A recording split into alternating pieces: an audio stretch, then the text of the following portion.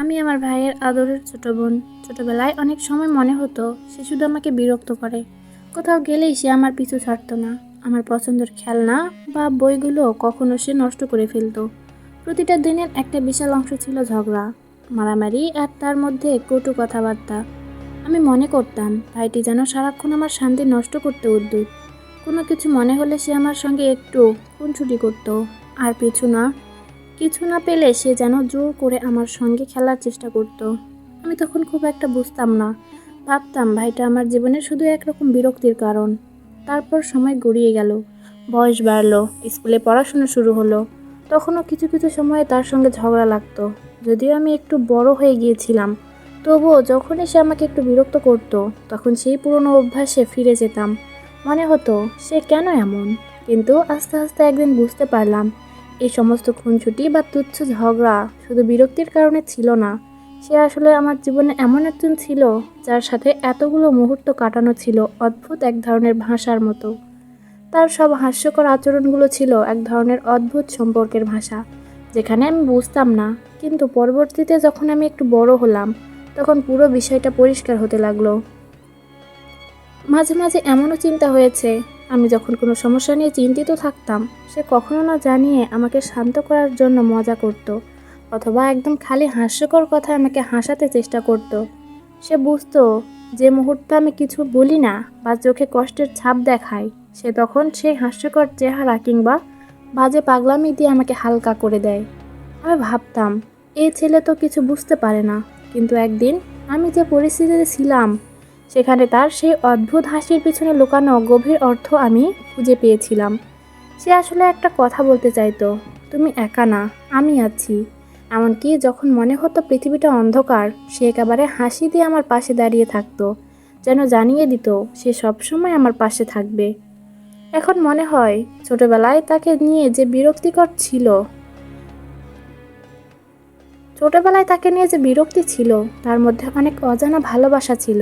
সে আমার সামনে এমন একটা চরিত্রে দাঁড়িয়েছিল, যা আমাকে বুঝতে পারতে সাহায্য করেছিল।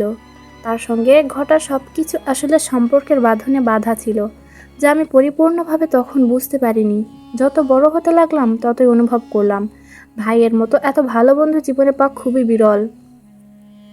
আমাদের সম্পর্কের সবচেয়ে সুন্দর দিক হলো আমরা একে অপরের পাশে ছিলাম।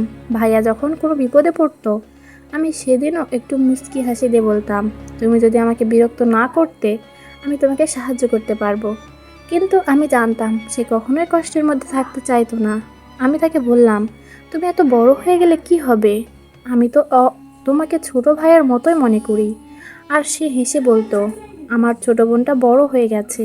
এভাবে একে অপরের সঙ্গে অনেক মুহূর্ত কাটিয়েছি আমরা, কোনো বড় ঘটনা ছাড়াই, শুধু একে অপরের পাশে থেকে। তবে একটা সময় আসলো যখন আমি বুঝলাম যে ভাইয়ের সাথে সম্পর্ক না থাকলে হয়তো আমি অনেক কিছু মিস করতাম। এখন আমাদের মাঝে আর সেই ছোটবেলার ঝগড়া বা মারামারি নেই। এখন আমরা একে অপরকে বুঝি, একে অপরের কাছে দাঁড়াতে জানি। ভাইয়ের ছোটোখাটো অস্বস্তিকর মুহূর্তগুলো যখন চলছিল, তখন হয়তো আমরা জানতাম না, কিন্তু বড় হয়ে আমি অনুভব করেছি যে সেই ছোট ছোট খুনসুটি আর হাস্যকর আচরণ আমাদের মধ্যে একটি অদ্ভুত এবং গভীর সম্পর্ক তৈরি করেছে। যে সম্পর্কটা নিঃশব্দে, একেবারে খোলামেলা, সহজে চলে আসতো। আজকাল আমি আর সে একে অপরের জীবনের অংশ হয়ে গেছি। যখনই আমি কোনো সমস্যা নিয়ে দুশ্চিন্তা করি, ভাইটা এক চুমুক দিয়ে হাজির হয়ে আমাকে হাসাতে থাকে।